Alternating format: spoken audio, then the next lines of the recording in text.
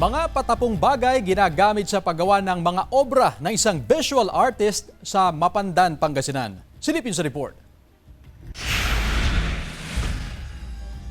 Kakaiba ang mga obrang ito ng 25 anyos na visual artist mula sa Barangay Golden, Mapandan, Pangasinan na si Marine Jean Tolentino. Ginagamitan niya ang mga obra ng mga patapong bagay tulad ng balat at sanga ng kahoy, straw, karton, lumang bilao o anumang napupulot niya sa paligid na pwede pang mapakinabangan. Sa pamamagitan daw nito, nakatutulong na siya sa kalikasan na ilalabas pa niya ang kanyang talento. Bukod sa unique siya, yung surface and then yung shape, at the same time po, hindi siya katulad ng typical na canvas na nalilimit yung ideas mo doon sa iisang box. Tulad ng obrang ito na mula sa luma nilang chopping board. Kwento ni Marine, bumigay raw ang kanilang chopping board matapos ang 2 taon. Pero imbes na itapon, ginawa niyang kapakipakinabang. Ang obra naka-display ngayon sa Banaan Museum sa Pangasinan. Sabi ko, I'm gonna make this as a canvas and then para magkaroon siya ng bagong buhay ba.